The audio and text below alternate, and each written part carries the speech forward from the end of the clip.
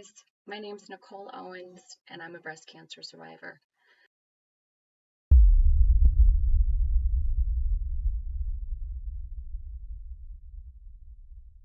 Thank you for letting me take a few minutes to tell my story. I was diagnosed 3 years ago when I was 36. I actually found the lump myself. I was taking a shower, and it was so prominent, you could see it. So I really consider myself lucky in that regard. I found out I was only stage one. I ended up having a double mastectomy with reconstruction, and at that time, I found out it had not gone into my nodes. So, I was really, really lucky.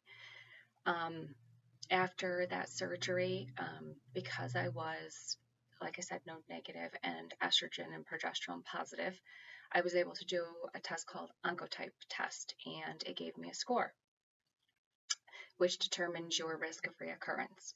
Um, they said if your score was under 18, chemotherapy would not be beneficial for you. If your score was in between 18 and 31, they didn't know. They really haven't done enough clinical tests to know if chemotherapy was beneficial or not. And if your score was above 31, chemotherapy was definitely valuable for you. So my score came back, and I was a 21. So I was smack dab in the middle of that gray area, and I had to decide, do I want to do chemotherapy or not? I decided I had to do everything. I had to do everything I could.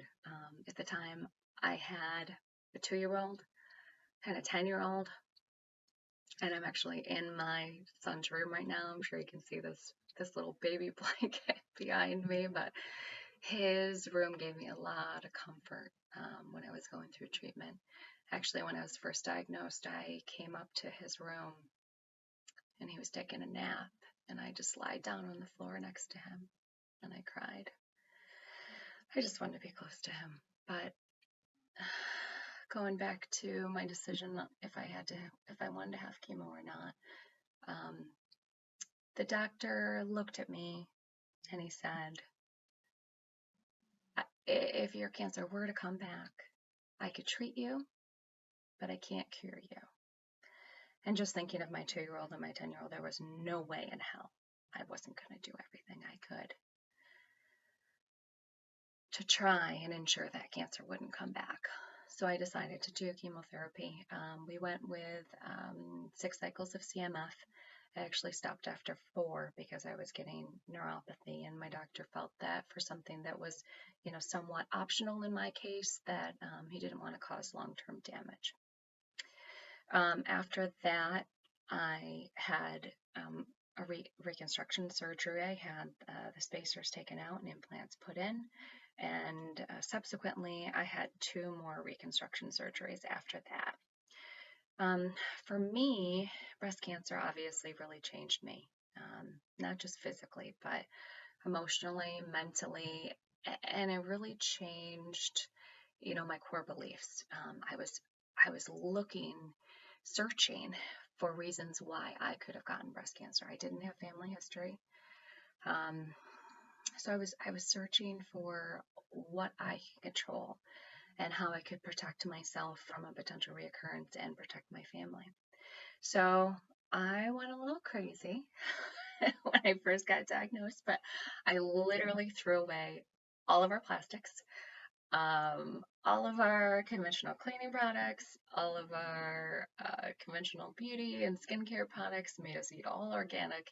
But I did a lot of research. I found out there was very little regulation on conventional beauty and skincare products, and it scared me. Some of the things that could be in those products could be even potential carcinogens, and I was not okay putting that on my body and putting that on my kids after just having gone through breast cancer. So we made that change, and that's something I feel a lot better about now.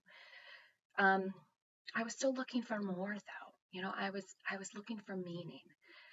Having gone through such a trial, it puts things into perspective, and you're like, why did I have to go through this? Like, there must be a bigger meaning to it. Like, what's the point? So I decided to start volunteering. Um, I am a mentor with a group called Cancer Connects that they pair those who have gone through treatment with a newly diagnosed person with a similar diagnosis. Um, so I do that, but I was still looking for more. And I actually came across Gryt on accident, and I'm just so glad I did. I feel, with the people that work at Gryt, with you guys in the community, I found my place and I found my purpose on helping to move healthcare forward and really utilizing our shared experiences because our experiences matter and integrating those into research to improve treatments and ultimately improve outcomes. We can save lives, and that gives me purpose. So I never would have wished for breast cancer, obviously. No one wants cancer. But I feel like it has changed me in a positive way.